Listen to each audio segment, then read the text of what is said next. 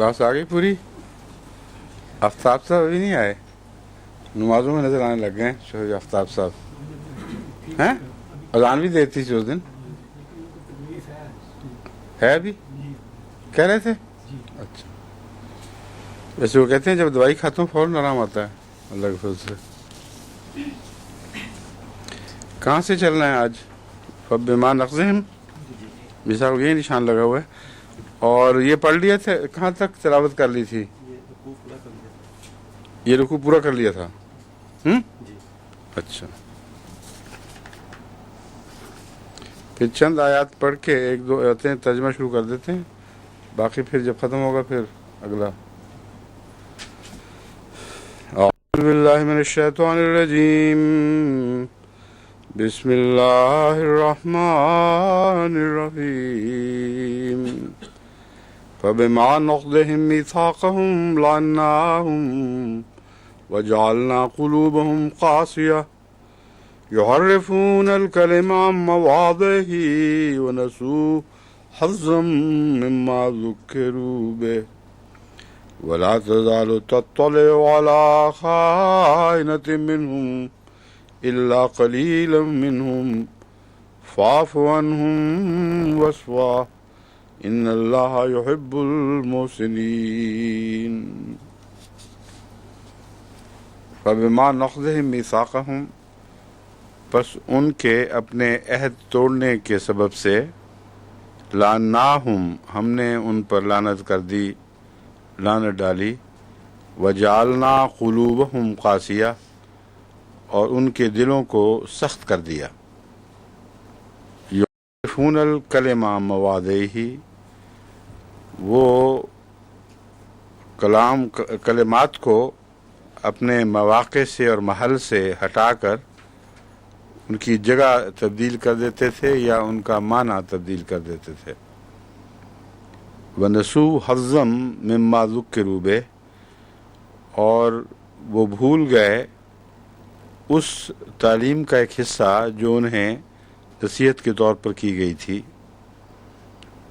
वला तज़ालु तत्तलिउ अला ख़ाइनतिन मिनहुम इल्ला क़लीलन मिनहुम, और तू हमेशा उनकी किसी न किसी ख़यानत पर इत्तला पाता रहेगा, सवाए उनमें से चंद एक लोगों के जो ख़ाइन नहीं हैं।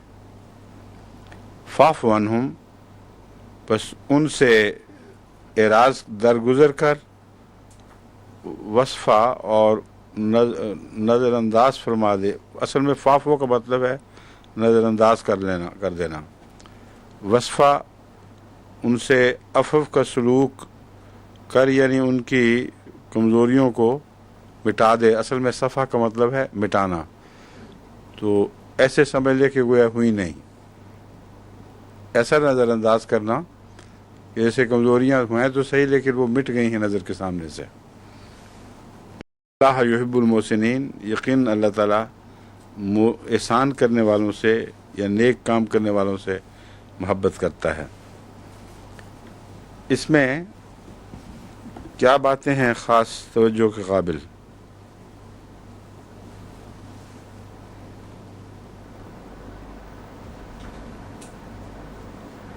ये जो दिलों की सख्ती है ये अहद शिकनी के नतीजे में पैदा होती है, और अहद शिकनी खुद दिलों की सख्ती के नतीजे में नहीं होती।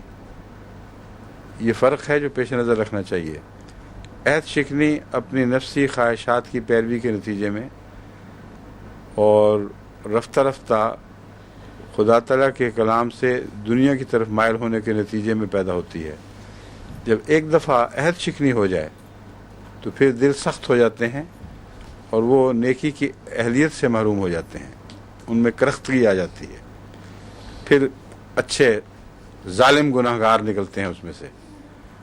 तो ये जो नफ्सियाती सफ़र है इंसान का जो बिगड़ता है वो उसमें बयान फरमाया गया है।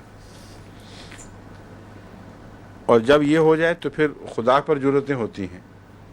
युहर्रिफूनल कलिमा अन मवादिही, वो कलाम को अपनी जगहों से हटा देते हैं। जगहों से हटाने का मतलब यह है आउट ऑफ कॉन्टेक्स्ट तर्जमा करना, एक ये माना है। یعنی جس موقع پر کوئی بات کہی جائے اس کا ترجمہ ایسا کرنا جو موقع کے مطابق نہ ہو، برمحل نہ ہو۔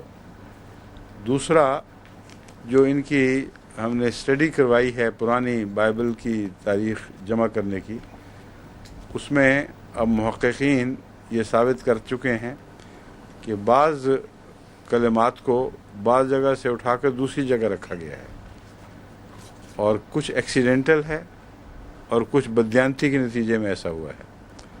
تو لفظاً بھی بعض کلمات کو آگے پیچھے کرنے سے مضمون بدل جاتے ہیں، اور ایسا واقعتاً ان کے جو سکرائبز ہیں ان کی تاریخ میں ہو چکا ہے۔ تو بہرحال دونوں معنوں میں قرآن کریم کا یہ دعویٰ درست ثابت ہوتا ہے۔ وَنَسُوا حَظًّا مِّمَّا ذُكِّرُوا بِهِ، اور جو ان کو نصیحت کی گئی تھی اس کا ایک حصہ انہوں نے بھلا دیا۔ وہ کون سی نصیحت ہے جو بصیغہ راز رکھی جا رہی ہے اس میں؟ کیوں جی امام صاحب، ذکر کیوں نہیں کر دیا اس نصیحت کا؟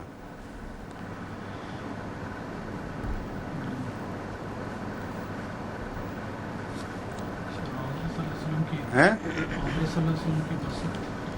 نہیں، عہد سے متعلق ان کو تاکید کی گئی تھی، اور اس کا قرآن شریف میں ذکر موجود ہے، اس لیے اعراض نہیں ہے بلکہ اشارہ ہے اس تاکید کی طرف۔ اور بائبل میں دیکھا ہے اس کی بیان ہی، اس کی تفصیل جو قرآن کریم بیان فرماتا ہے بائبل میں موجود ہے کہ اپنے گھروں کے اوپر بھی لکھ رکھو اس بات کو، دروازوں میں داخل ہونے سے پہلے پڑھا کرو کہ عہد خدا کا ہے، اس کو ہم نے نہیں توڑنا۔ تو سارا فساد تو عہد شکنی سے شروع ہوا ہے۔ فرمایا کہ چونکہ وہ اس نصیحت کو بھول گئے تھے جو بار بار تاکید سے ان کو کی گئی تھی، اس لیے عہد شکنی جب ایک دفعہ ہو گئی تو پھر سارے جرائم اس کی کوکھ سے پیدا ہونے شروع ہوئے۔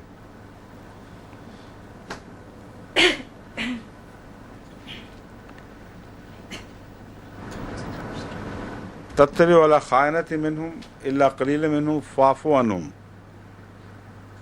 یہ جو ہے درگزر کر اور اس طرح ان کی تختی صاف سمجھ کہ گویا معافی کر دیا، یہ معنی ہیں دراصل۔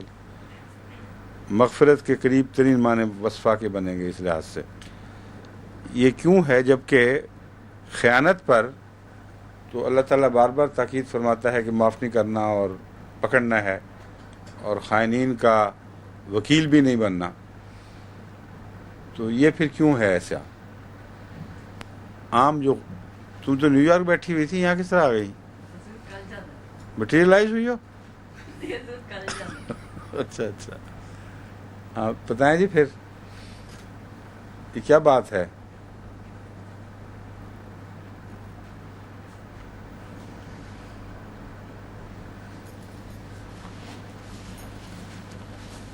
جو اہل کتاب تھے وہ اپنی کتاب کے جرائم میں براہ راست خدا کو جواب دیتے۔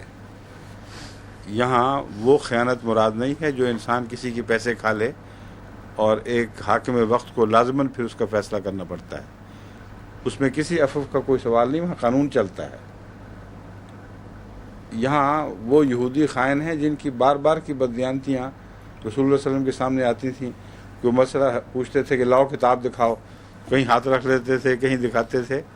تو یہ چلاکیاں اور فتنے اور جھوٹ چھپتے نہیں تھے، رسول اللہ صلی اللہ علیہ وسلم کی نظر میں بار بار آ رہے تھے، سوائے چند ایک تھے ان میں سے جو دیانتدار تھے۔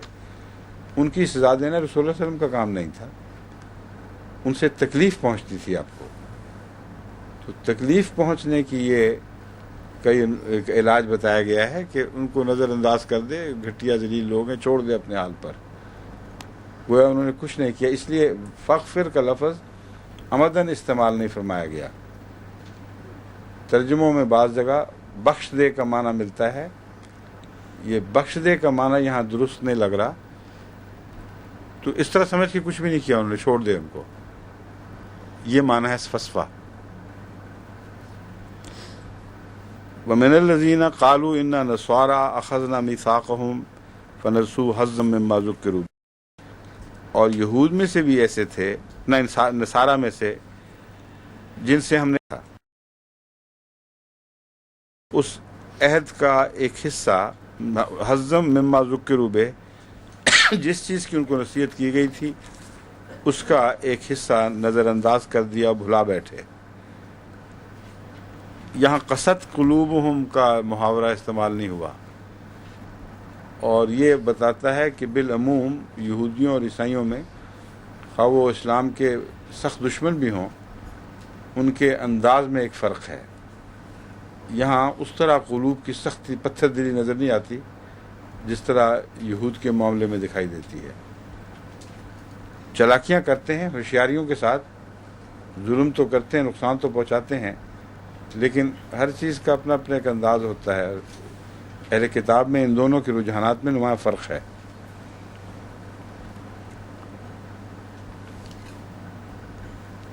اس کی سزا کیا دی گئی ہے؟ اغرینا بینہم العداوۃ والبغضاء الی یوم القیامہ، ان کے درمیان ہم نے دشمنی ڈال دی اور بغض ڈال دیا قیامت کے دن تک۔ وسوف ینبئہم اللہ بما کانوا یصنعون، اور ضرور اللہ تعالیٰ یا عنقریب اللہ تعالیٰ انہیں خبر دے گا بما کانوا یصنعون، ان باتوں کی جو وہ کیا کرتے تھے، یعنی ان کے نتائج ان کو دکھائے گا۔ اب یہاں پھر مسئلہ ہے بغضاء اور عداوت کا تعلق تو یہود کے ساتھ دکھائی دیتا ہے کہ یہود میں آپس میں بغاوت اور دشمنیاں ہیں۔ تعصبہم جمیعا وقلوبہم شتیٰ، یہاں عیسائیوں کے درمیان بھی ذکر کیا گیا ہے۔ اب سوال یہ ہے کیا یہ عیسائیوں کے ذکر میں آیا ہے یا دونوں کے اکٹھے ذکر میں آیا ہے؟ کیا اس کا اطلاق تمام اہل کتاب پر ہے؟ ان کا دونوں کا ذکر کرنے کے بعد آخر پر فرما دیا گیا ہے۔ لیکن میرے نزدیک چونکہ الگ مضمون شروع کر کے الگ نتیجہ نکالا گیا ہے، اس لیے عیسائیوں ہی کا ذکر ہے یہاں۔ اور عیسائی حکومتیں ہمیشہ ہی جب سے یہ بنی ہیں ایک دوسرے سے لڑتی رہی ہیں، اور جہاں ذاتی اغراض آئیں وہاں عیسائیت ان کو اکٹھا کرنے میں کبھی کامیاب نہیں ہوئی، اور ذاتی اغراض کی خاطر ہر جگہ دنیا کے ہر میدان میں لڑے ہیں۔ چنانچہ یہ اسپائسز کی خاطر بھی لڑتے رہے ہیں۔ نمک مرچ مسالے جب کم ہی کھاتے ہیں دوبارہ شروع کیے کھانے، ان کی خاطر یورپ کی بڑی بڑی جنگیں ہوئی آپس میں، کس کا قبضہ ہو، ساؤتھ آف انڈیا سے جو اسپائسز آتی تھیں ان کے اوپر کون زیادہ قابض ہو۔ اور اس کے علاوہ بھی ساری تاریخ ان کی آپس کی لڑائیوں سے بھری پڑی ہے۔ تو اللہ تعالیٰ یہ فرماتا ہے کہ یہ کوئی اتفاقی حادثہ نہیں ہے، جو عہد شکن ہیں ان کی ایک طبی سزا ہے جو ان کو عطا کی جا رہی ہے، ان کو دی جا رہی ہے۔ اور اس کے بعد جب ایک دفعہ اللہ سے عہد شکنی کر بیٹھے تو آپس کے عہدوں کا کوئی احترام نہیں رہتا، ایک دوسرے کی پاسداریاں ختم ہو جاتی ہیں، اور پھر لازماً اس کا نتیجہ لڑائیاں ہیں۔ تو یہ ایک مسلسل مضمون ہے جس کا عیسائی تاریخ سے بڑا گہرا اور قطعی تعلق ہے۔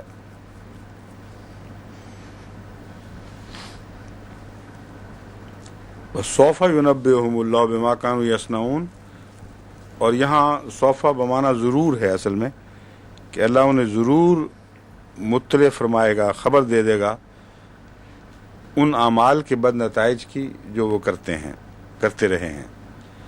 یا اہل الکتاب قد جاءکم رسولنا یبین لکم کثیر مما کنتم تخفون من الکتاب ویعفو عن کثیر، اے اہل کتاب تمہارے پاس ہمارا رسول آ چکا ہے، تم پر خوب کھول رہا ہے اکثر وہ باتیں جو تم چھپایا کرتے تھے، تم اپنی طرف سے چھپاتے تھے، اور وہ تمہارے سے خبر حاصل کیے بغیر کیونکہ تم چھپا رہے تھے، اللہ سے خبریں پا کر تمہیں بتا رہا ہے کہ تمہاری کتاب میں کیا کیا موجود ہے۔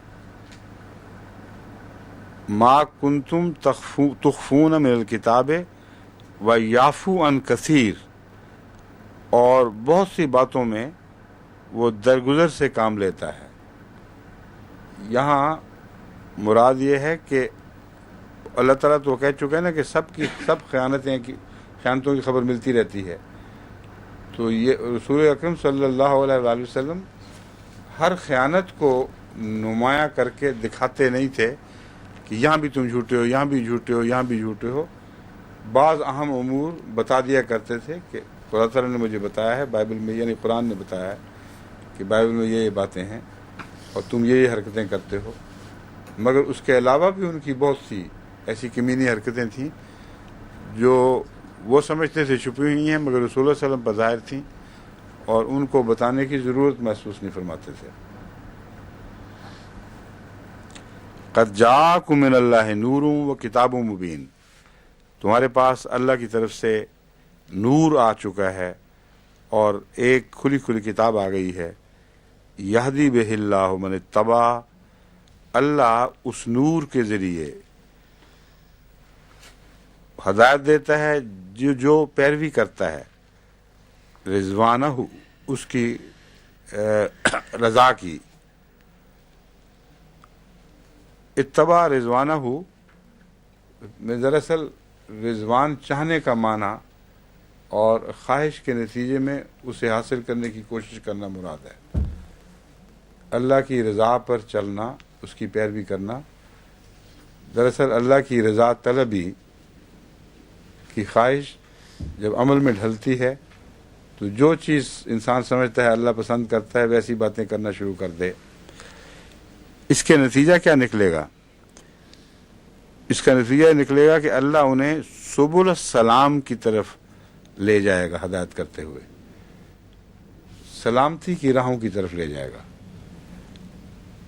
اب بالعموم تو صراط مستقیم ایک ہی راہ کے طور پر بتائی جاتی ہے، اور تمام ظلمات کے مقابل پر جنہیں جمع کے صیغے میں ذکر کیا جاتا ہے، جن کا نور کو ہمیشہ واحد کے طور پر بتایا جاتا ہے. آگے یہی دیکھ لیں، وَيُخْرِجُهُم مِّنَ الظُّلُمَاتِ إِلَى النُّورِ، اور انہیں نکالتا ہے کئی قسم کے اندھیروں سے ایک نور کی طرف. تو نور ایک ہے، اندھیرے مختلف ہیں. پھر سبل السلام کو کیوں فرمایا ہے؟ بکثرت سلامتی کی راہیں کون سی ہیں؟ پھر صراط مستقیم سے الگ بھی کوئی چیز ہے؟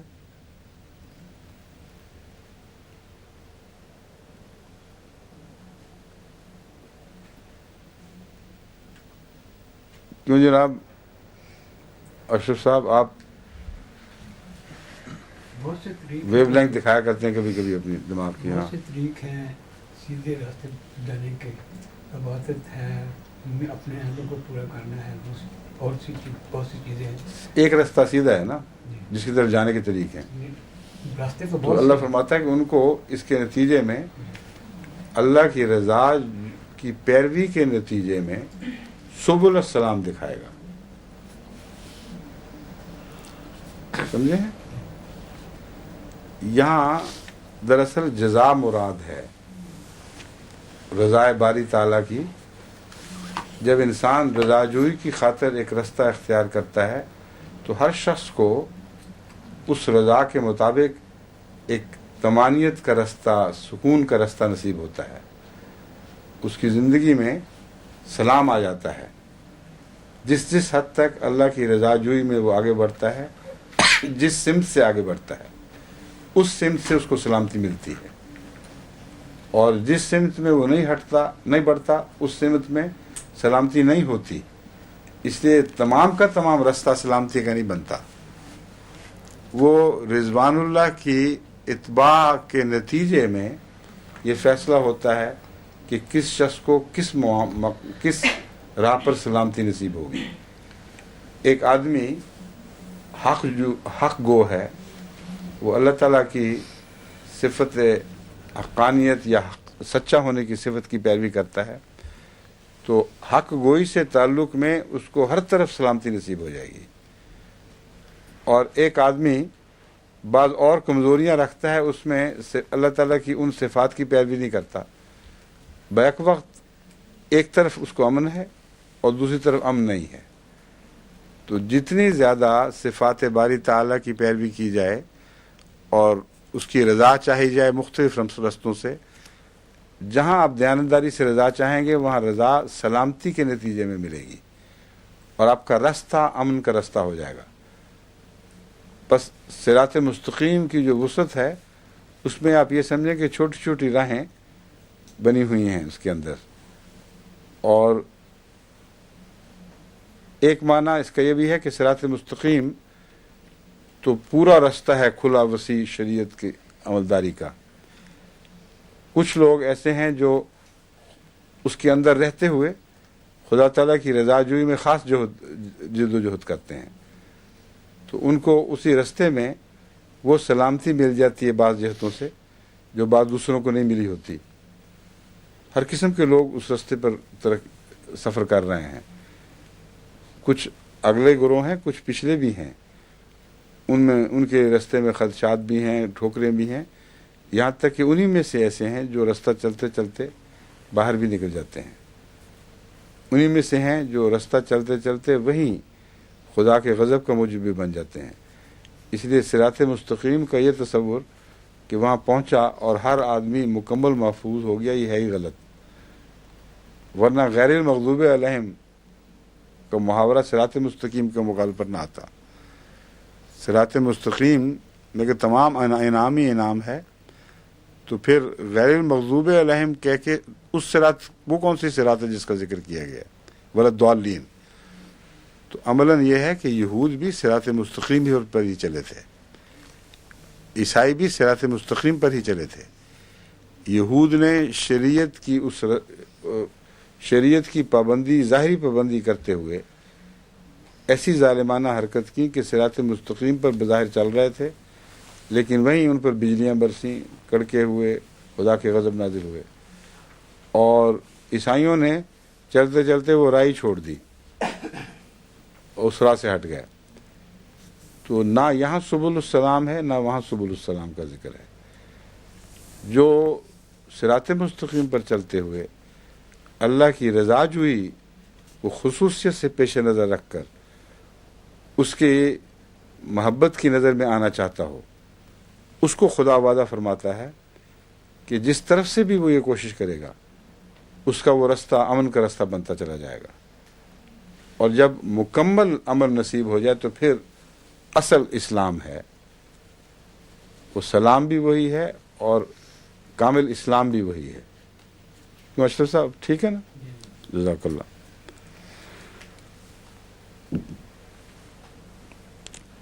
جہاں تک نور کا تعلق ہے اس میں مختلف چیزیں، ایک ہی نور ہے، روشنی ایک ہی ہوتی ہے، اندھیرے مختلف ہوتے ہیں. کئی قسم کے اندھیروں سے وہ ان کو نور کی طرف لے جاتا ہے بِإِذْنِ ہی، اللہ کے حکم کے ساتھ. وَيَهْدِهِمْ إِلَىٰ صِرَاطٍ مستقیم.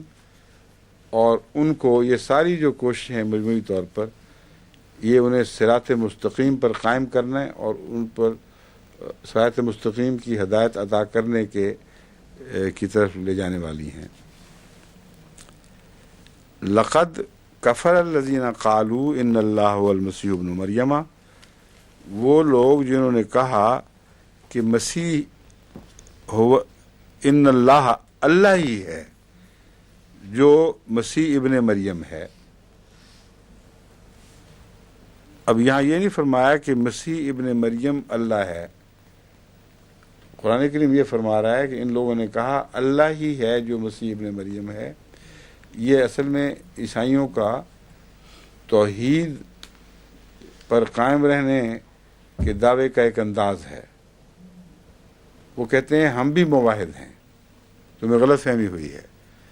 جب ہم عیسیٰ کی عبادت کرتے ہیں تو عیسیٰ کوئی اللہ سے الگ وجود نہیں ہے، وہ اللہ ہی ہے جس کی ہم عبادت کرتے ہیں.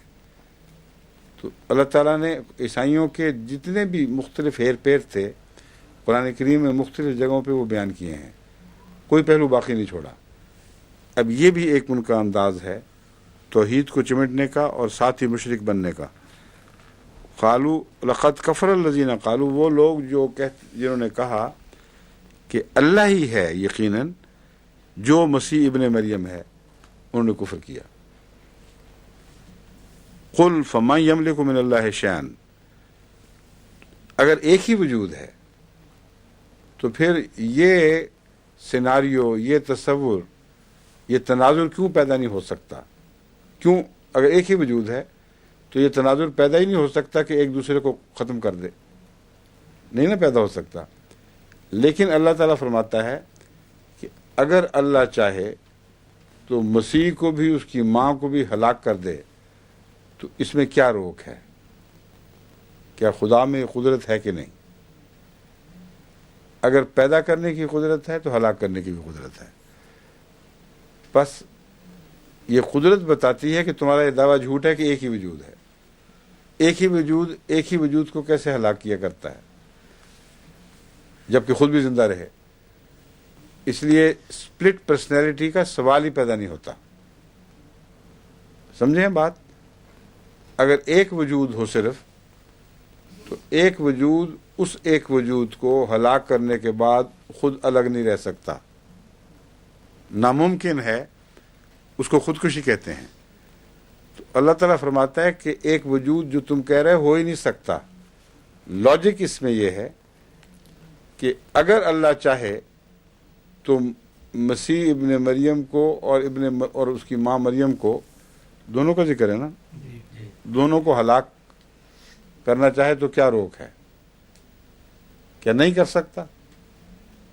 اگر نہیں کر سکتا تو وہ محدود خدا بن جائے گا، اور وجہ کوئی نہیں کہ کیوں نہیں کر سکتا۔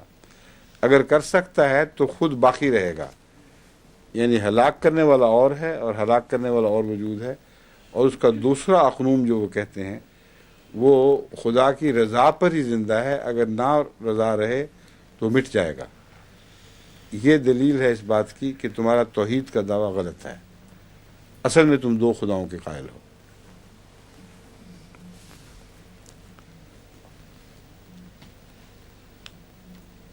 کہاں گیا؟ ہاں جی،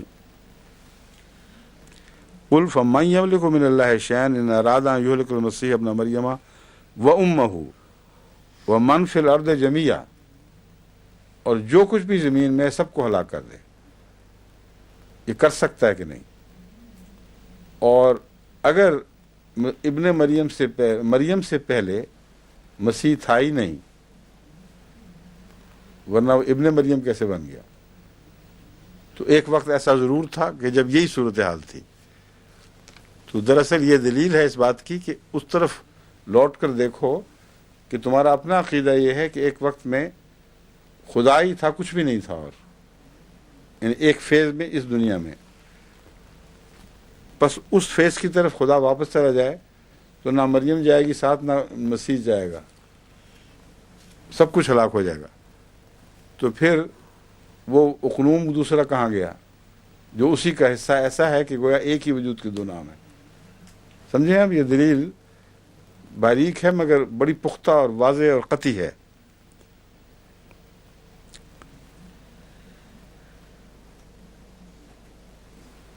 وَلِلَّهِ مُلْكُ السَّمَاوَاتِ وَالْأَرْضِ وَمَا بَيْنَهُمَا، اور اللہ ہی کی ملکیت ہے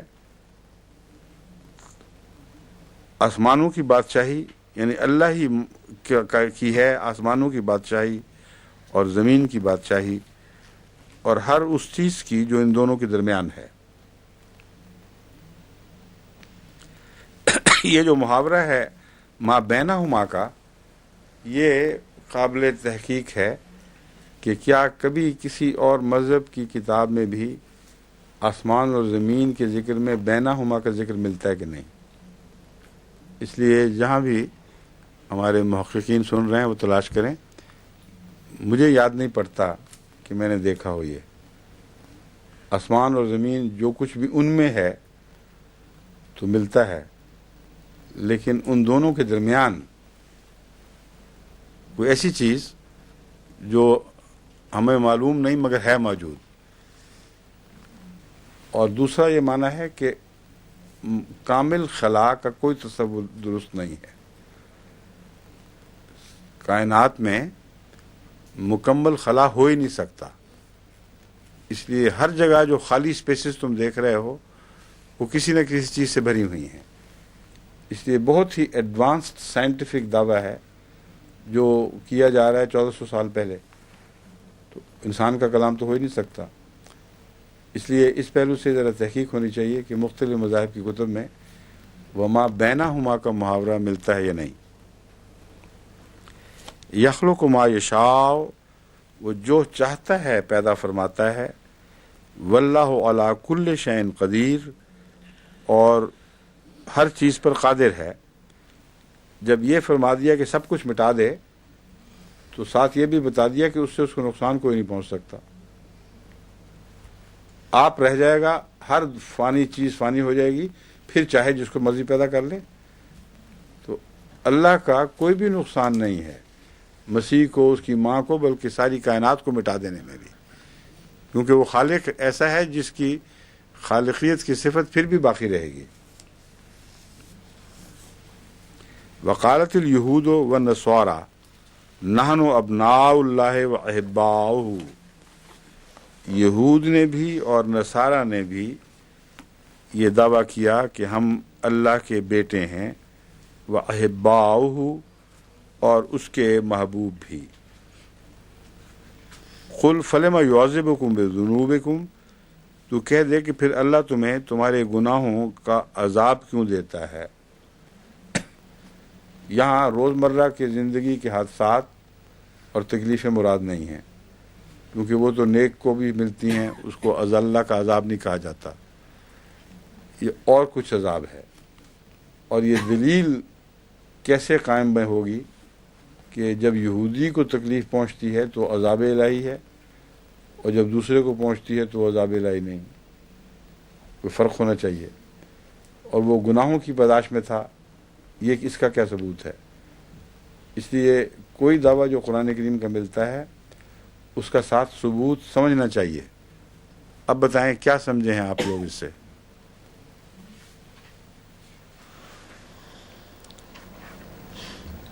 مبارک صاحب، آپ بھی اشرف صاحب کے مقابل پہ بیٹھے ہیں، فرمائیں. دوسرے ایک اور بھی ہے بحث اس میں. عیسائی مستشرقین یہ اعتراض کرتے ہیں، اور یہودی بھی کرتے ہوں گے، کہ قرآن کریم نے بالکل غلط دعویٰ یہود کی طرف منسوب کیا ہے. وہ یہ کہتے ہی نہیں کہ ہم خدا کے بیٹے ہیں. سمجھیں؟ یہ صرف عیسائیوں کا دعویٰ ہے، خدا کا بیٹا ہونا اور یہ چیزیں. تو وہ کہتے ہیں یہ غلط ہے، اور قرآن کریم فرماتا ہے کہ نہیں، ایسا وہ کرتے ہیں. کیوں جی امام صاحب؟ اگر آپ نے نہ بتایا تو کہ بیگم صاحب نے بتا دینا ہے. بولیں. پہلی بات تو یہ ہے کہ بیٹے ہونے کا جو ذکر ہے، اس سے تو ساری بائبل بھری پڑی ہے. وہ چلڈرن، اسرائیل کے بچوں کو اللہ کے چلڈرن اور اس کی آل، اس کی اہل قرار دیتے ہیں. اور اس کے علاوہ بھی خدا کا بیٹا، اکلوتا بیٹا ہے کا ذکر ملتا ہے. تو بائبل میں اللہ کے اکلوتے بیٹے ملک شالم کا ذکر ملتا ہے. اور بھی اس قسم کے حوالے ہیں. اس لیے وہ جھوٹ بولتے ہیں کہ نعوذ باللہ قرآن کریم نے ایسا دعویٰ کیا ہے کہ جس کا وجود بائبل میں نہیں ہے. احباؤہ کا دعویٰ ان کا مسلسل تھا، ہے اور رہے گا کہ we are the chosen people of God. اور جو اسرائیل کا تصور ہے وہ اسی دعوے پر گھوم رہا ہے کہ we are the chosen people of God. جیسا ناٹسی تصور ہے، بالکل وہی تصور یہود کا موجود ہے ابھی تک. اور عملاً عیسائی بھی خدا کا بیٹا ماننے کے علاوہ سمجھتے ہیں کہ ہم we are made to rule the world. اور وقتی طور پر بعض وقت یہ ان کی جو برتری کا دعویٰ ہے وہ دب جاتا ہے، لیکن جب فضا سازگار ہو پھر ابھر کے سامنے آ جاتا ہے. تو یہ دونوں باتیں درست ہیں. جہاں تک سزا کا تعلق ہے، بائبل سے قطعی طور پر ثابت ہے، بارہا ثابت ہے. اور یہود کو یہ ماننا پڑتا ہے کہ اللہ ان کو مسلسل ان کے گناہوں کی سبب سے پکڑتا رہا. اس لیے موجودہ تاریخ میں آنے کی ضرورت ہی کوئی نہیں. قرآن کریم کا یہ دعویٰ بائبل کی تحریروں سے ثابت ہے اور یہودیوں کو ماننا پڑتا ہے۔ بس احباؤہ اور ابناؤہ کا جو ترجمہ ہے، جو بھی کریں وہ خدا تعالیٰ کے جہاں تک سلوک کا تعلق ہے اس میں کوئی فرق نہیں ڈال سکتا، بس وہ آرڈنری مخلوق کی طرح ہی تمہیں ٹریٹ کرتا رہا۔ بچے بھی کہہ دیا، فضلناکم علی العالمین بھی کہہ دیا، لیکن جہاں تک جرائم کا تعلق ہے، خدا کی عہد شکنی کا تعلق ہے، اس نے تم سے کوئی ایسا فرق نہیں کیا کہ دوسرے بنی نوع انسان سے اور سلوک ہوا ہو اور تم سے اور سلوک ہوا ہو۔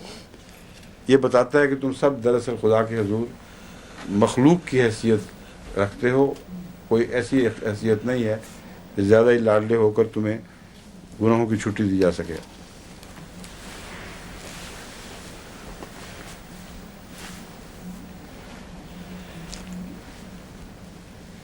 قل فلما یعذبکم بذنوبکم، اور اگر بات کی تاریخ بھی دیکھیں تو ان کے گناہوں کی سزا ان کو ایسی بھی ملتی ہے جس کا قرآن نے پہلے ذکر فرمایا ہوا ہے۔ ایک یہ ہے کہ ابھی قرآن کریم نے فرمایا تھا کہ تم چونکہ عہد شکنی کر چکے ہو اس لیے تم آپس میں لڑتے رہو گے، اور یہ گناہ کی سزا ہے، اور ان کا روزمرہ کا لڑنا ساری تاریخ سے ثابت ہے۔ یہود کے متعلق فرمایا کہ خدا کا غضب تم پر نازل ہوگا، اور انسانوں کا غضب بھی تم پر نازل ہوتا رہے گا، اور ساری یہود کی تاریخ میں انسانوں کے ہاتھوں خصوصیت کے ساتھ یہود پر ظلم ملتا ہے، مسلمانوں کے مقابل پر عیسائیوں کا بہت زیادہ، لیکن قطعی طور پر یہ ظلم ملتا ہے۔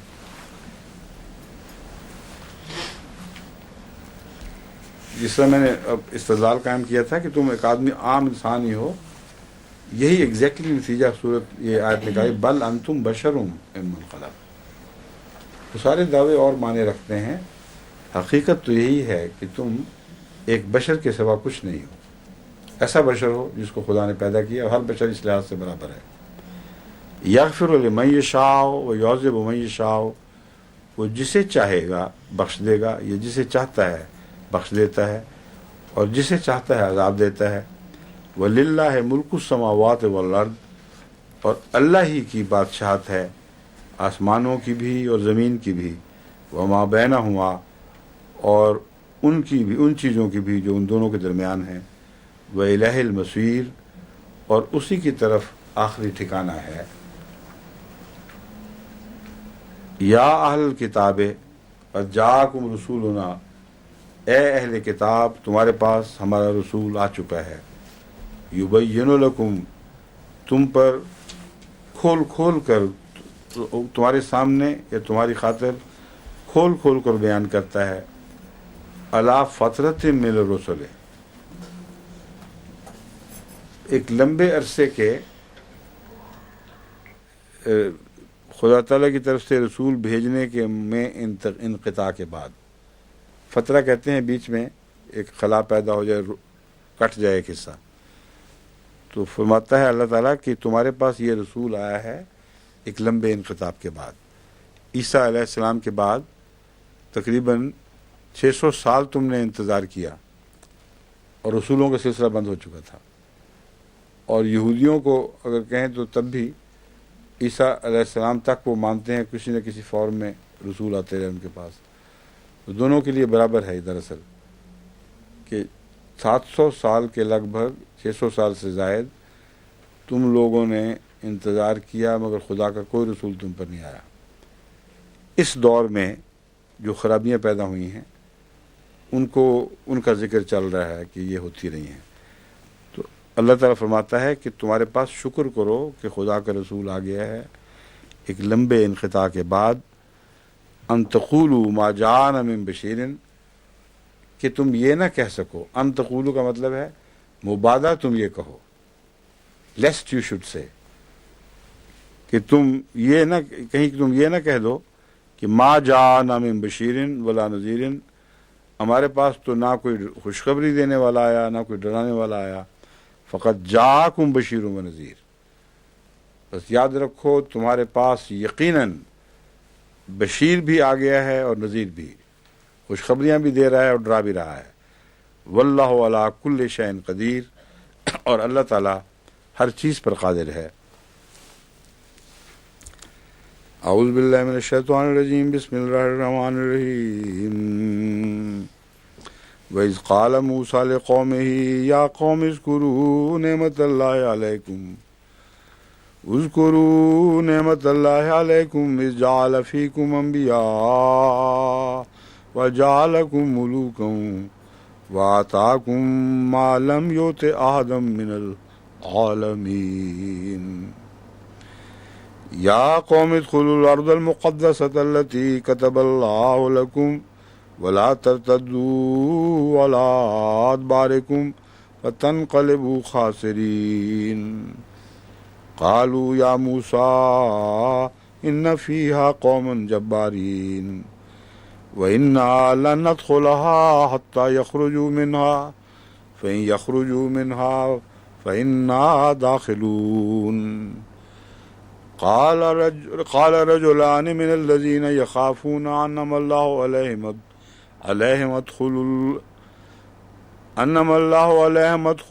अलैहिमुल बाब फ़इज़ा दख़लतुमूहु फ़इन्नकुम ग़ालिबून वअलल्लाहि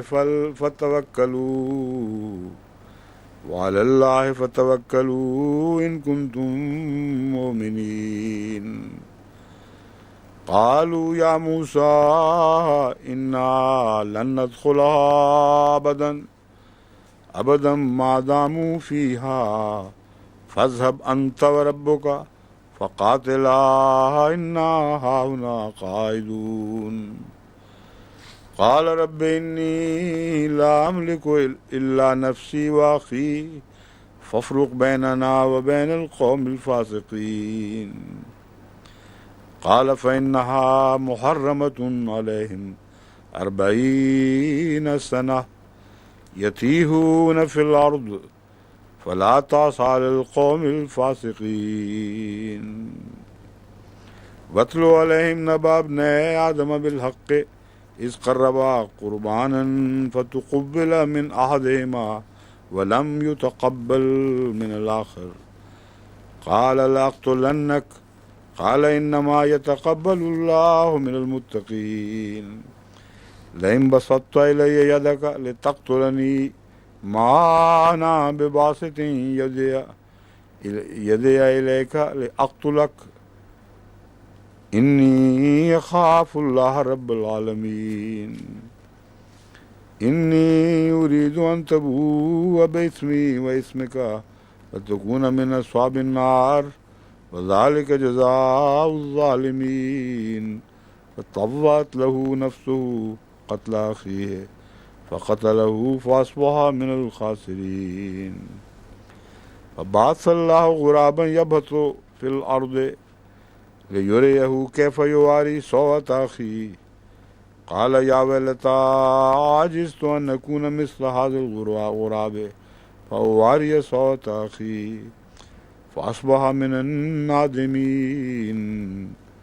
मिन अजलि ज़ालिक कतबना अला बनी इसराईल अन्नहु मन क़तल नफ़्सन बिग़ैरि नफ़्सिन व फ़सादिन फ़िल अर्दि फ़कअन्नमा क़तल अन्नास जमीआ व मन अहयाहा फ़कअन्नमा अहया अन्नास जमीआ। वलक़द जाअतहुम रुसुलुना बिलबय्यिनाति सुम्म इन्न कसीरम मिनहुम बअद ज़ालिक फ़िल अर्दि लमुस्रिफ़ून। इन्नमा जज़ाउल्लज़ीन युहारिबूनल्लाह व रसूलहु व यसअून फ़िल अर्दि फ़सादन अन युक़त्तलू औ युसल्लबू औ तुक़त्तअ ऐदीहिम व अर्जुलुहुम मिन ख़िलाफ़िन औ युनफ़ौ मिनल अर्द ज़ालिक लहुम ख़िज़्युन फ़िद दुनिया व लहुम फ़िल आख़िरति अज़ाबुन अज़ीम। इल्लल्लज़ीन ताबू मिन क़ब्ल अन तक़दिरू अलैहिम फ़अलमू अन्नल्लाह गफ़ूरुर रहीम।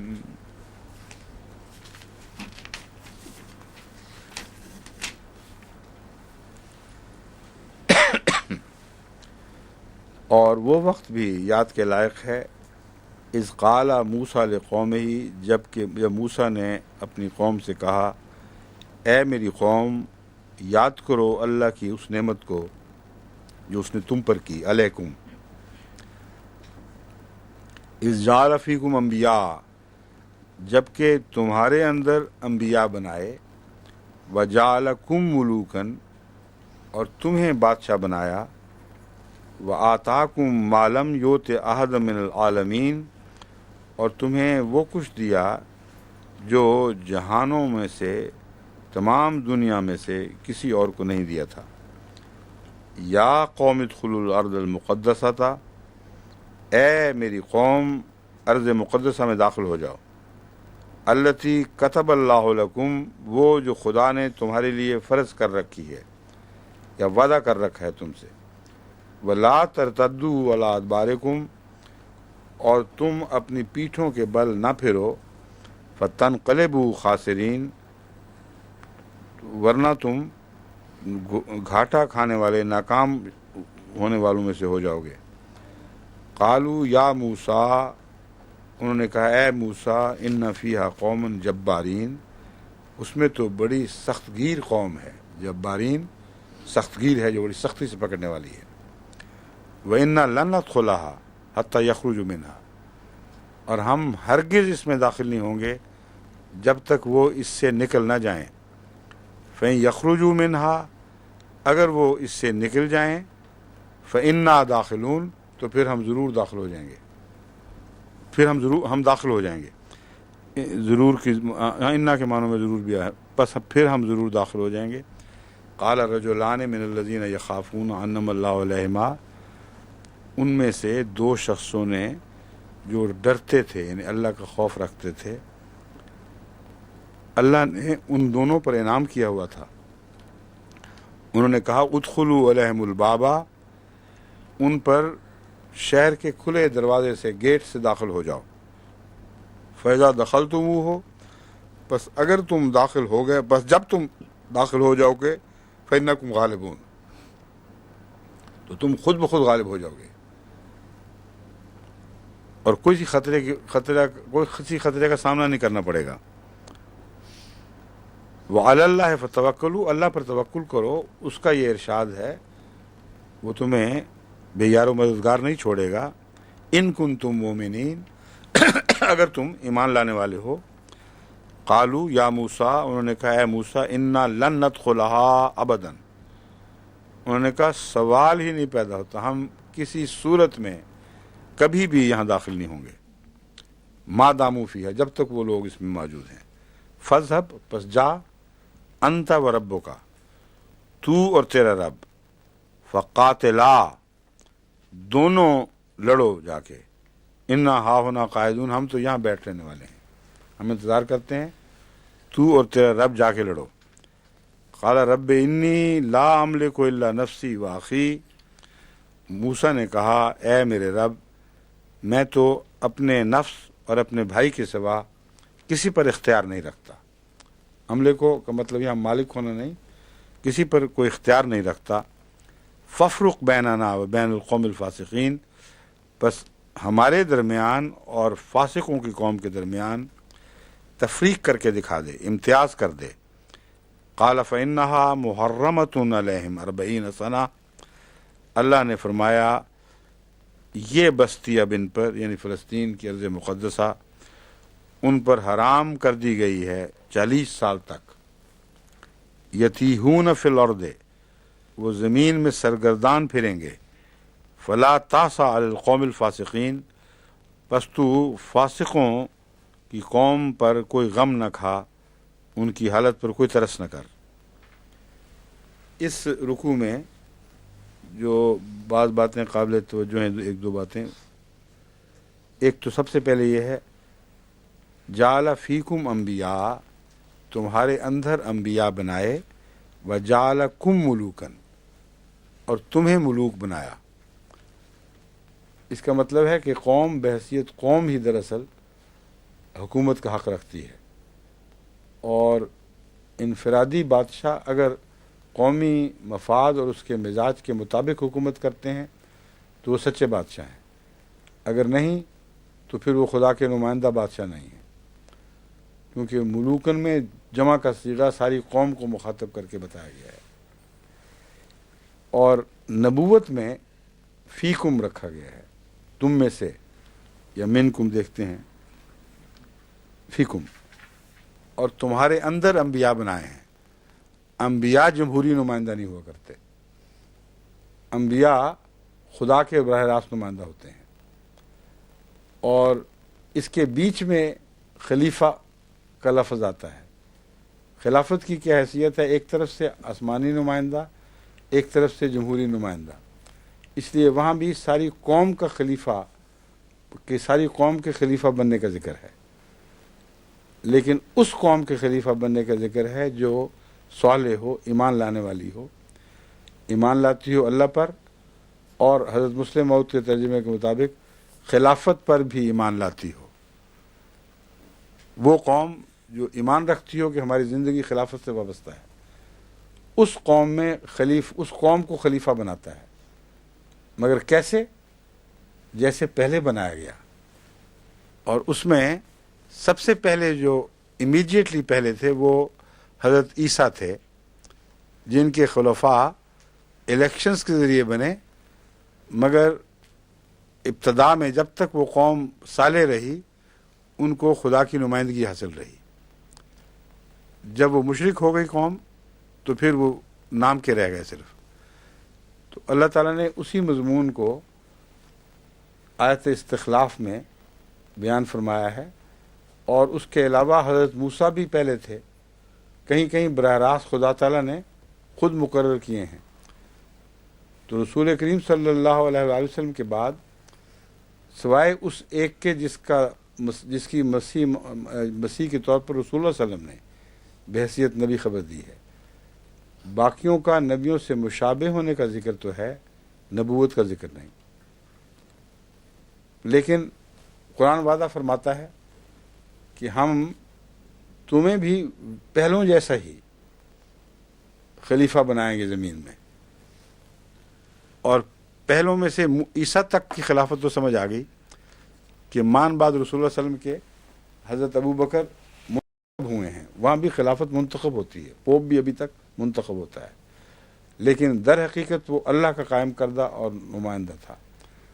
تو یہ وہ سنگم ہے جمہوریت اور خدا تعالیٰ کی تقدیر کا، جہاں دونوں بیک وقت عمل دکھاتے ہیں، اور ملوکیت سے یہ فرق ہے۔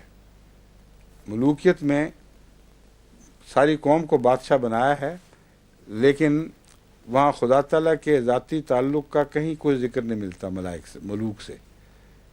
خلافت کا نظام جو ہے بڑی کھول کر بیان فرمایا گیا ہے، ملوکیت میں تبھی عمل صالح کی کوئی شرط نہیں، اور اس سے پہلے جو ملوک بنائی گئی ہیں قومیں، ان کے فسق و فجور کا ذکر فرماتا ہے، ان کے مظالم کا ذکر فرماتا ہے۔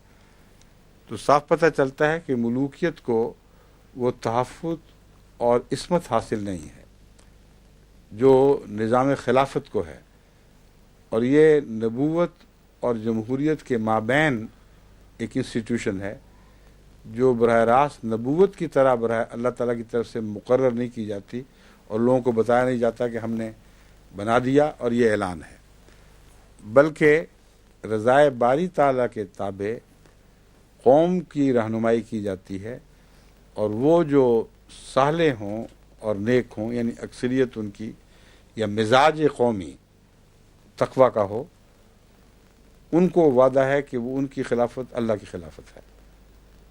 یہ ہے پورا تفصیلی مضمون، اور اسی لیے یاد رکھیں ملوک بھی ساری قوم کو قرار دیا، خلیفہ بھی ساری قوم کو قرار دیا۔ نبوت میں یہ نہیں فرمایا کہیں بھی کہ تمہاری قوم کو نبی بنایا۔ ہر جگہ نبی کو ایک وجود کے طور پر براہ راست اللہ نے خود چنا ہے، اس لیے وہ خلیفت اللہ کہلاتا ہے، اور اس کے خلفاء جو ہیں وہ خلیفت الرسول بنتے ہیں، براہ راست اللہ کے مقرر کردہ نہیں ہیں، اگرچہ بلیسنگ حاصل ہے۔ سمجھ گئے اس بات کو؟ یہ اس لیے میں کھولا ہے کہ کئی جگہ لوگ لا علمی میں یہ بحثیں کرتے رہتے ہیں کہ منافقانہ طور پر باتیں پھیلانا چاہتے ہیں، تو صاف بات کھلنی چاہیے. کسی ایک طرف تشدد کرنا بھی ناجائز ہے، ایک طرف کی ایکسٹریم لے لینا وہ بھی درست نہیں ہے. قرآن نے جتنا جہاں تک بیان فرمایا ہے اس کی حدود میں رہیں، اور وہی ہمارے لیے کافی ہے. تو یاد کرو اس نعمت کو، اللہ کی اس نعمت کو جو تم پر تھی یا کی گئی یا تم پر اس نے کی. اذ جعل فیکم، جب اس نے تمہارے اندر انبیاء بھیجے. یہ جو انبیاء بھیجنے والا سلسلہ تھا، اس کے مشابہ سلسلہ امت محمدیہ میں بھیجا گیا ہے، اور وہ مجددیت کا سلسلہ تھا، جو کسی جمہوری عمل کے ذریعے، جیسا کہ خلافت کا تعلق جمہوری عمل سے بھی ہے، یعنی ساری قوم کا بیک وقت تسلیم کر لینا، اس طرح نہیں تھا، بلکہ خدا نے خود کھڑا کر دیا. اب ایک پہلو سے یہ زیادہ اہم دکھائی دیتی ہے مجددیت. کسی جمہوری عمل کے بغیر خدا تعالیٰ نے خود ان کو کھڑا کر دیا. مگر رسول کریم صلی اللہ علیہ وآلہ وسلم نے اس غلط فہمی کو دور فرما دیا ہے کہ یہ باوجود اس کے یہ نبی نہیں ہیں، ان کے اندر فرق ہے. اسی لیے ان کو نبی کا نام نہیں دیا، مجدد کا نام دیا. اور دوسری جگہ فرمایا علماء امتی کا انبیاء بنی اسرائیل، بنی اسرائیل کے نبیوں کی طرح ہیں. اس لیے مشابہت وہ مل گئی جس کا ذکر قرآن کریم میں ملتا ہے، لیکن نبی نہیں ہے. یہی جو فرق ہے، اس پر غور کرنے سے پتہ چلتا ہے کہ مجددیت کے مقابل پر خلافت کا نظام اعلیٰ اور بالا ہے، اور مجددیت کا نظام ذیلی اور تیممی ہے. وہ اس لیے کہ خلافت کو اپنی طرف تو منسوخ خدا نے کر ہی دیا ہے، اور بڑی شدت اور طاقت سے منسوخ کیا ہے. وعد اللہ الذین آمنوا منکم وعملوا الصالحات لیستخلفنہم فی الارض. اتنا قطعی اس میں مضمون اور زوردار مضمون ہے کہ مقرر خدا ہی کرے گا. یہ تو ہم یقین بنا دلاتے ہیں کہ اللہ کا مقرر کردہ ہوگا، اگرچہ جیسا کہ عیسیٰ کے زمانے میں بعد میں ہوا، بظاہر لوگوں نے چنا ہے، مگر جب تک وہ قوم صالح رہی وہ خدا ہی کا نمائندہ تھا. یہ شدت ہے. جب یہ نہ رہا تو پھر مجددیت کا نظام جاری ہوا. اب سوال یہ ہے کہ ان میں وہ کون سا فرق ہے جو خلافت کو اس خدا کے پرزور پرشوکت اعلان کے علاوہ بھی مجددیت پر فوقیت دیتی ہے. خلافت چونکہ نبوت کی نمائندہ ہے، اس لیے جہاں جہاں نبی کا اثر ہے وہاں وہاں خلافت کا اثر ہوتا ہے. مجددیت کا دائرہ وسیع نہیں ہے. مجددیت کا دائرہ ہے بعض اتفاقی خامیوں کے پیدا ہونے میں اصلاح کا کام کرنا، یہ ایک دائرہ ہے، اور محدود چند لوگوں، ایک قوم یا ایک ملک کے محدود دائرے میں کام کرنا، اور زمانی طور پر بھی محدود دائرے میں کام کرنا. اس لیے مجدد نہ خلیفت اللہ کہلا سکتا ہے نہ خلیفت الرسول کہلا سکتا ہے. اسی لیے قرآن کریم نے خلافت کے مضمون میں مجدد کو شامل نہیں فرمایا. اسی لیے میں کہا کرتا ہوں کہ یہ تیمم کی ایک شکل ہے، بہت اچھی شکل ہے، کیونکہ دوبارہ یہ باتیں قائم ہوں گی، پاکیزگی عطا ہوگی. مگر یہ تیمم وضو کو کالعدم قرار نہیں دے سکتا. جب وضو کا امکان پیدا ہو جائے تو تیمم غائب ہو جاتا ہے. وضو کے اندر ہی تیمم داخل ہے. اس لیے اس مضمون کو خوب کھول کے سمجھ لینا چاہیے کہ مجددیت کے مقابل پر خلافت کا دائرہ ہر سمت میں وسیع تر ہے، کیونکہ وہ خلیفہ ہوتا ہے اللہ کے نمائندے کا، اور اللہ کا نمائندہ جہاں جہاں اثر رکھتا ہے، جس جس دائرے پر کار فرما ہے، وہیں وہیں اس کا خلیفہ بھی اثر رکھے گا اور اس دائرے پر کار فرما ہوگا. اور چونکہ رسول اللہ صلی اللہ علیہ وآلہ وسلم کل عالم کے نبی بنا کے بھیجے گئے اور ایک قوم کے نبی نہیں بنائے گئے، اس لیے آپ کے خلفاء بھی کل عالم کے خلیفہ تھے. اس لیے یہ بحث میں نے ایک دفعہ عرب لقاء مع عرب میں بھی اٹھائی تھی کہ حضرت ابو بکر سارے عالم اسلام کے خلیفہ تھے، خواہ چین میں مسلمان ہوں اس وقت یا ہندوستان میں ہوں. اس کا جغرافیائی تفریق سے یا ملوکیت سے کوئی تعلق نہیں ہے. ایک شخص کسی اور کی بادشاہت میں رہ سکتا ہے اور خلافت کے تابع ہو سکتا ہے بیک وقت. اس لیے یہ عالمی ادارہ ہے. چنانچہ رسول اللہ صلی اللہ علیہ وسلم اس وقت بھی خلیفۃ اللہ تھے جب اکیلے تھے، اور جب مکے میں تھے تو مدینے کے بھی خلیفۃ اللہ تھے، اور اگر دور کہیں اور مسلمان بن رہا تھا کوئی، اس کے بھی خلیفۃ اللہ تھے، اس کے لیے بھی. تو وہی شکل خلافت کی پیدا ہوئی کہ وہ دائرے میں اسی طرح وسیع تر اور عالمی حیثیت کی ہے. اب ایک خلیفہ ہے جماعت احمدیہ میں، اور 150 ممالک میں احمدی ہیں. جغرافیائی تقسیم، ملکی تقسیم، سیاسی تقسیم ان کے تعلق کو مٹا نہیں سکتی. مجددیت میں یہ کبھی نہیں ہوا، ایک دفعہ بھی نہیں ہوا. بس چونکہ مجددیت محدود علاقے اور محدود قوم کے لیے رہی، انہی سے متعلق رہی، عالمی حیثیت اختیار نہیں کی، اس لیے ان کو نبی کا لقب مل ہی نہیں سکتا تھا، کیونکہ اب عالمی لقب نبی آ چکا تھا. وہ مشابہ تھے وقتی انبیاء کے، قومی انبیاء کے. اس لیے رسول اللہ صلی اللہ علیہ وسلم نے حکمت بیان فرما دی کہ میں مسیح کو تو نبی کہہ رہا ہوں، ان کو نہیں کہہ رہا. وجہ کیا ہے؟ وجہ یہ ہے کہ یہ انبیاء بنی اسرائیل کے مشابہ ہیں، اپنے دائرہ کار میں، اپنے عمل میں میرے مشابہ نہیں ہیں پوری طرح.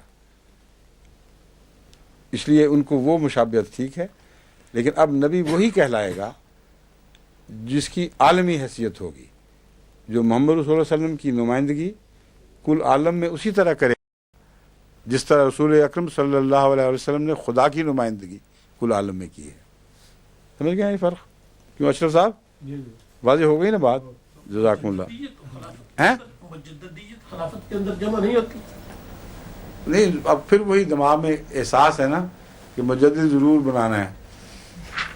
خلیفہ کو اس وقت کی اصلاحی ضرورتوں کی توفیق عطا فرمائے گا اللہ. مجدد نے یہی کام کرنا ہے نا. جی میرا مطلب تو الگ مجدد کہنے کی ضرورت کیا جب خدا نے نہیں کہا؟ خام خواہ لوگوں کو شوق ہے، احساس سے کمتری ہے دلوں میں. وہ سمجھتے ہیں مجددیت بالا چیز ہے، اور بعض دفعہ مجھے بھی اپنی طرف سے کمپلیمنٹ دے رہا ہوتا ہے، آپ اس صدی کے مجدد. مجھے ان پہ رحم آتا ہے، میں کیا بیہودہ حرکتیں کر رہے ہیں. اللہ نے جو نام قرآن کریم میں استعمال فرمایا، اس نام میں اضافہ آپ کیسے کر سکتے ہیں؟ مجددیت ایک ذیلی چیز ہے، اور جس وقت بھی کسی صدی کے سر پر وہ حالات اکٹھے ہوں کہ غیر معمولی اصلاح کا کام اکٹھا ہو جائے، وسیع جھاڑو دینے کی ضرورت پڑے، تو جو خلیفہ اس وقت کا ہوگا اس کو خدا توفیق دے دے گا. لیکن مجدد کہے بغیر. تبھی آن حضرت صلی اللہ علیہ وآلہ وسلم نے مجددیت کا ذکر فرما کر بیچ میں ایک جگہ منقطع کر دیا ہے اس کو، اور فرمایا ہے کہ پھر مسیح نازل ہوگا. اس کے بعد مجددیت کا اشارتاً بھی ذکر نہیں. پھر فرمایا ثم تکون خلافت علی منہاج النبوہ، پھر خلافت جاری ہوگی منہاج نبوت پہ. اس کے باوجود ابھی تک لوگ اس بحث میں الجھے ہوئے ہیں کہ کون مجدد تھا، یہ ہے، یہ وہ ہے، یا باہر کوئی پیدا ہو گیا تھا جس کو قبول نہیں کیا گیا. یہ سب جاہلانہ باتیں ہیں. ٹھیک ہے، میرا اپنا شوق پورا کرنا جو مرضی کر لیں، لیکن اس حقیقت کو بدل نہیں سکتے کہ اللہ نے جس کا نام خلیفہ رکھا ہے وہ خلیفہ ہی ہے. اور نہ ساری قوم کو مجدد قرار دیا گیا، نہ مجدد کو ساری قوم کی نمائندگی حاصل ہوئی. بس یہ بھی ایک معنی ہے اس میں لطف کا کہ ساری قوم کو مجدد اس لیے نہیں کہا گیا کہ مجدد ساری قوم کا نمائندہ ہی نہیں ہوتا، اور خلیفہ چونکہ ساری قوم کا اجتماعی نمائندہ اور متابع ہے، اس لیے ساری قوم کو خلیفہ بنایا، اس کا خلاصہ نکال کے اس کو خلیفہ کہہ دیا. سمجھ گئے ہیں؟ جی شرح صدر ہو گیا. شکر. ہو گئی. اچھا یہ وقت ختم ہو گیا. کہتے ہیں 1 منٹ رہ گیا، اس لیے یہیں اس کو چھوڑ دیتے ہیں. سر ہم پوچھیں 1 منٹ رہتا ہے ابھی. ہاں کیا समावाद से क्या मुराद है? आसमानी वो जो हैं अजराम फल्की जिनको कहते हैं, समा से मुराद बुलंदी पर वाक़या मौजूदात हैं जो हमें नज़र आती हैं सितारों की सूरत में, सैयारों की सूरत में, सूरज वगैरह। वो तमाम विजिबल चीज़ें जो इंसान के इल्म में आई हैं जो बुलंदियों पर वाक़या हैं। समावात से मुराद बुलंदियां हैं। तो हर वो चीज़ जो इंसान के इल्म में आए और बुलंदी का किसी ख़ास बुलंदी से किसी चीज़ का ताल्लुक़ हो, वो समा है। इसलिए समा दुनिया को भी अल्लाह ने तकसीम किया है। ये जो ट्रोपोस्फेयर और स्ट्रेटोस्फेयर और आयोनोस्फेयर ये सब समा हैं। लेकिन समा दुनिया के आसमान के ये मुख्तलिफ सतहें हैं। तो जो मारूफ चीज़ें हैं उनके अलावा भी कुछ हैं। लामुतनाही सिलसिला है। इंसान जहाँ तक भी पहुँच जाए आसमानों और ज़मीन के दरमियान कुछ ना कुछ और मौजूद रहेगा, जिसको खुदा ताला ने डिफ़ाइन नहीं किया लेकिन बताया है कि रहेगा ज़रूर। अब मसलन ब्लैक में डार्क मैटर दरियाफ्त हुई है, पहले तसव्वुर भी नहीं था, वो बैनाहुमा ही निकली है ना। तो और भी चीज़ें हैं जो बैनाहुमा मौजूद हैं। समझ गए हो? अस्सलाम वालेकुम।